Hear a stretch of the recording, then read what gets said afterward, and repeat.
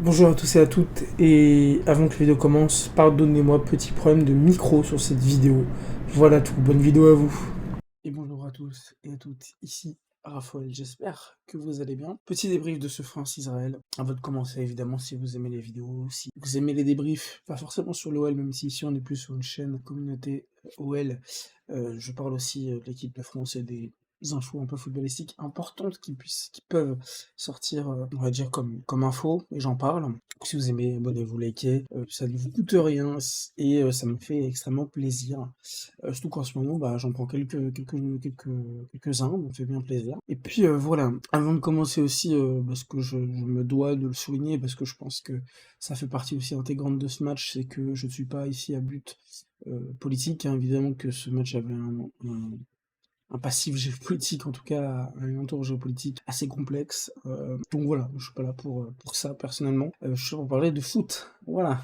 Donc on va parler de ce match de foot. Et est-ce que l'équipe de France de foot était au courant que c'est une équipe de foot? Vraiment, je me pose la question parce que honnêtement, cette équipe est insipide. Pourtant, on peut voir ici que tout était pour nous, tout est pour nous, absolument tout est pour nous. Mais alors, cette équipe a la faculté d'être mauvaise, mais au-delà d'être mauvaise, de ne pas donner envie de regarder cette équipe. Vraiment, je vais pas mentir que je me suis forcé à regarder ce match, vraiment, parce que je voulais regarder comment l'équipe de France évoluait. Ça n'évolue pas bien, hein, spoiler. Et c'est pas le premier match auquel je me force à regarder depuis quelques temps. L'équipe de France joue très mal. Je dis pas mal, joue très mal. Et au-delà de comment on joue, les intentions, mais sont ridicules. On est en équipe de France, et t'as l'impression que les mecs, ils vont à l'usine, il est 6 heures du mat, et ils sont forcés à venir travailler.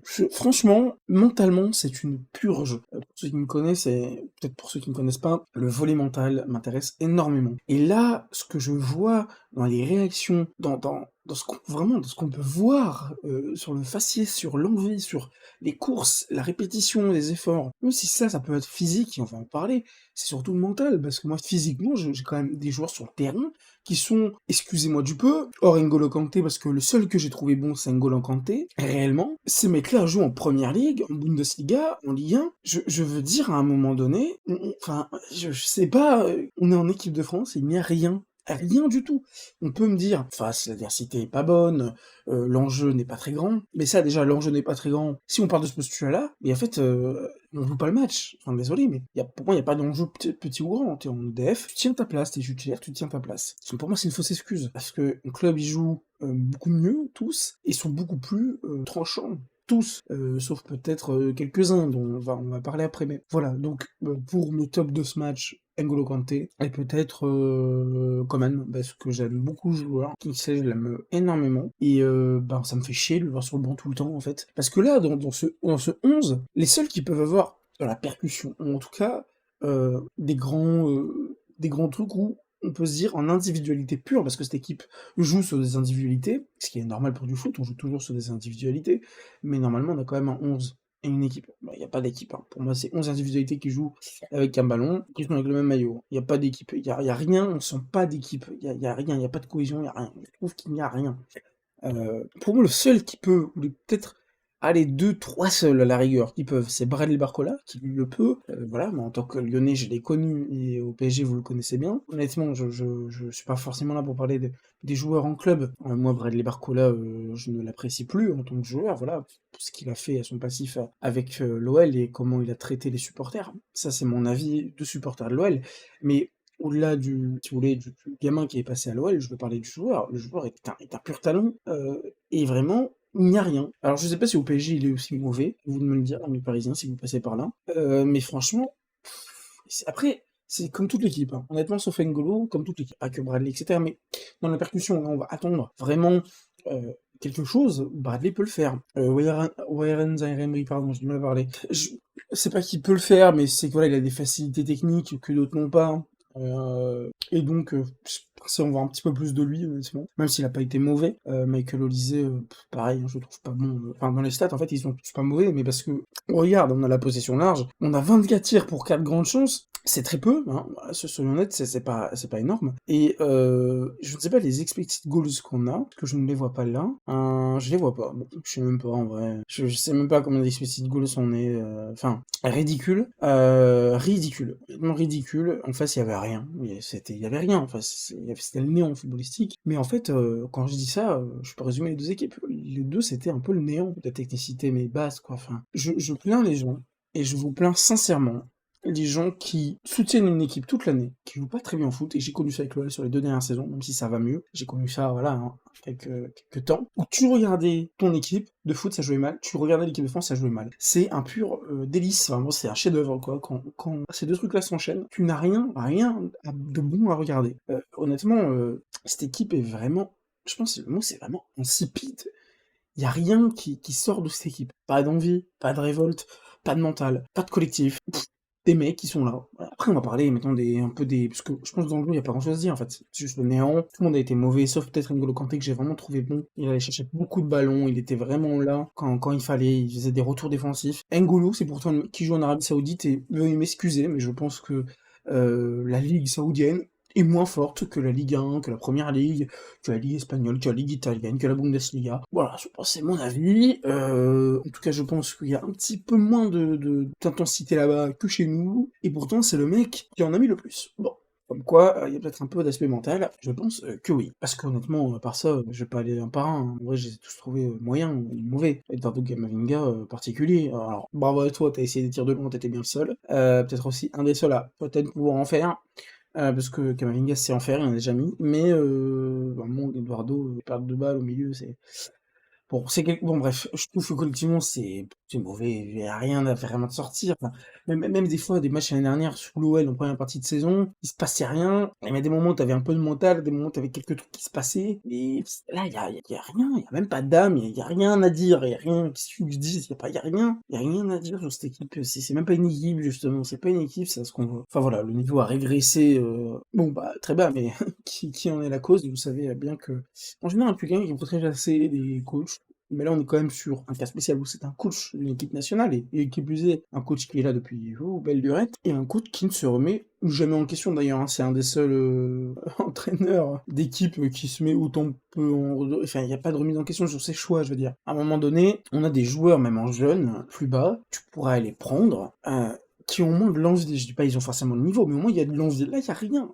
Il y a vraiment rien. Tout est insipide. Après, c'est pas forcément eux individuellement, hein, c'est aussi le collectif et l'atmosphère et peut-être aussi ce que tu joues. Bien sûr que ça rentre en compte. Le match contre Israël, c'est pas forcément le match le plus intéressant. Voilà, la Ligue des Nations, c'est très bien, mais ça, c'est des faits excuses, je veux dire. Faut les prendre en compte, évidemment. Mais ça va pas expliquer pourquoi les mecs se donnent pas comme ça. Ils sont vraiment nuls à chier. Enfin, désolé, j'ai pas d'autres termes. Voilà, entre les choix.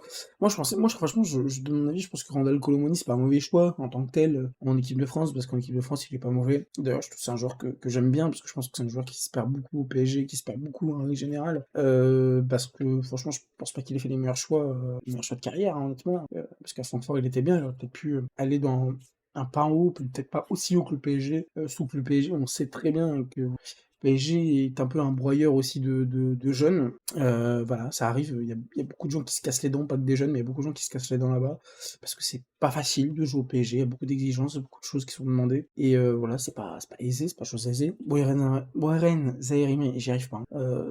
Moi je trouve que c'est un bon choix sur le papier, voilà, c'est un bon joueur, mais qui aussi, Bradley Barcola aussi, Kamavinga aussi, N'Golo aussi. En fait, le 11 sur le papier, il est pas mauvais.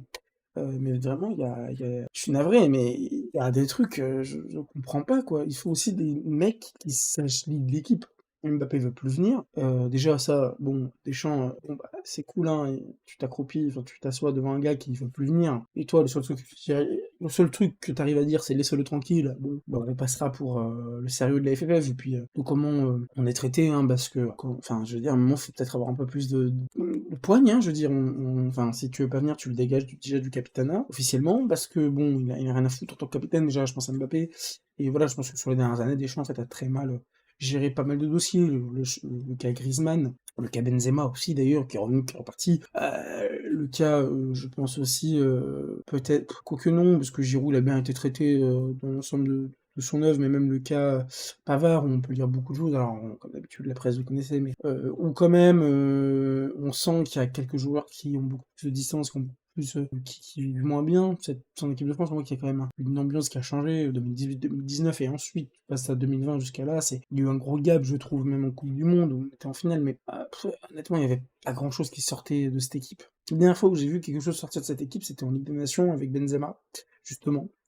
Heu, Ils vont me dire parce que t'es lyonnais, mais en fait, au-delà d'être lyonnais, je m'en fous un peu, je parle de l'équipe de France. Mais rappelez-vous quand même qu'il y avait un truc, je sais pas s'il y a que moi, mais putain, les remontées qu'on faisait, putain, il y a un truc qui marchait, il y avait un truc vraiment qui fonctionnait, et depuis, bah, il y a plus grand chose, parce que l'équipe collectivement a baissé, le niveau a baissé, ça c'est quelque chose de vrai, ça aussi faut aussi de l'expérience, hein, pour les jeunes. Mais comme je disais, Emery, Colomani, Barcola, même Camavinga, c'est pas des mecs qui ont foncièrement beaucoup d'expérience, donc, en équipe de France, donc c'est aussi quelque chose qu'il faut appréhender. Mais bon, je pourrais parler aussi, voilà, je vais faire du lyonnisme, mais même si, je pense qu'au-delà de Lyon, je veux dire, t'as d'autres choix que Rabiot, quoi. T'as d'autres choix que Rabiot. Rabiot, actuellement, il est pas au niveau. Il peut revenir en équipe de France quand il a le niveau, je pense que. Mais en ce moment, on voit bien que Rabiot, il a pas forcément même la tête, je pense, peut-être à ça, parce que c'est déjà dur à l'OM. Donc, pourquoi l'emmener dans un bourbier où ça se passe pas hyper bien, visiblement? Voilà, enfin, moi, je sais qu'à Lyon, on parle de Tolisso, mais c'est parce que Tolisso, c'est peut-être le joueur le plus régulier depuis le début de saison en Ligue 1, et statistiquement, le mieux noté, etc., mais c'est quand même un joueur qui était important pour l'équipe de France, hein, d'ailleurs, à l'époque. Mais voilà, il y a des choix comme ça que moi, j'ai du mal à comprendre. Bon, je passerai les choix de certains joueurs, parce que là, je sais que je suis lyonnais, donc forcément, j'aurais pu parler de Lacazette ou d'autres, mais ça, c'est des choix. Benzema, même les gens qui sont pas lyonnais comprenaient pas forcément. C'est, voilà, le problème de Deschamps, c'est qu'il y a beaucoup de choses, enfin, il fait passer sa personne, je pense, sa personne et ses relations personnelles avant l'équipe de France, véritablement besoin de niveau, pardon, et qui n'en a pas. Donc voilà, j'ai pas grand chose de plus à dire, hein. Là, je pense que ça m'en fout, je pense que c'est Deschamps qui a perdu de ses joueurs, qui a perdu, je pense aussi peut-être de faire un. En fait, il n'y a pas d'envie, ça fait quelque temps qu'il n'y a plus d'envie, donc je sais pas trop quoi dire, je sais pas si c'est Deschamps qui a perdu ses joueurs, si c'est les joueurs qui arrivent pas à comprendre Deschamps, si c'est un peu de tout, c'est sûrement ça d'ailleurs, un peu de tout, entre la fatigue mentale, on n'a pas trop envie d'être là, la Ligue des Nations, on se comprend pas, on joue pas bien en équipe, on n'est pas bon, c'est vraiment un roulis de de vraiment tout ce que je n'aime pas dans le foot, voilà, que des emmerdes. Voilà, donc pour le petit débrief, voilà tout ce que je pourrais dire, pas grand chose de plus à dire honnêtement. C'est celui que je dis, c'est vraiment. J'ai regardé le match, mais j'avais un deuxième écran, heureusement. Je peux vous mentir que je suis souvent passé sur mon deuxième écran, il était là avec le son, mais enfin, c'est vraiment soporifique quoi. Chose de plus à dire que c'est très chiant. Voilà, merci à tous d'avoir suivi ce petit débrief. Voilà.